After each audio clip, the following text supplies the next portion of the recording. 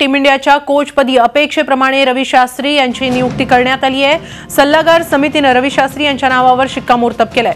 त्यामुळे वीरेंद्र सेहवाग आणि टॉम मूडीला मागे टाकत रवी शास्त्री यांनी कोचपदाच्या स्पर्धेत बाजी मारली आहे। टीम इंडियाचा कर्णधार विराट कोहलीचा हा विराट विजय मानला जातोय।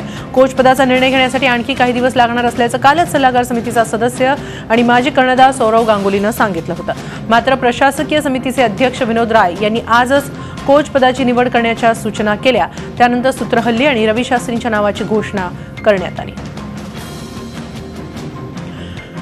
याबाबत आपण अधिक माहिती घेऊया आमच्या प्रतिनिधी वृषाली देशपांडे यांच्याकडून। वृषाली, अखेर विराटचं जे मत होतं रवी शास्त्री यांनी कोचपदी यावं ते अखेर पूर्ण झालेलं आहे। विराटचा विजय झालाय या कोचपदाच्या शर्यतीमध्ये एक प्रकारे।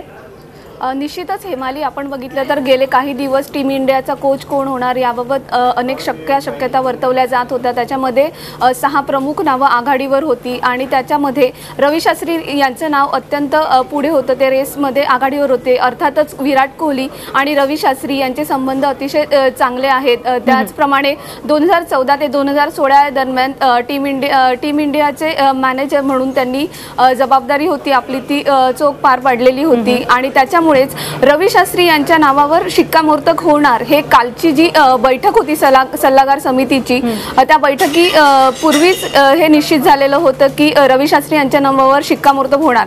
मात्र ज्यावेळी ही 5 जणांच्या ज्या मुलाखती होत्या त्या झाल्या आणि त्याच्यानंतर सौरव गांगुली असा म्हटला की आम्हाला कोच निवडण्यासाठी आणखी काही कालावधी हवा आहे, तेव्हा कुठेतरी असं वाटत होतं की रवी शास्त्री यांचं नाव मागे पडतंय की काय आणि टॉम मूडी आणि वीरेंद्र सेहवाग यांच्यातील दोघांपैकी एकाला संधी मिळते का किंवा या दोघांचा पर्याय विराट कोहली समोर ठेवण्यात आलेला आहे की काय सल्लागार समितीने असं वाटत होतं।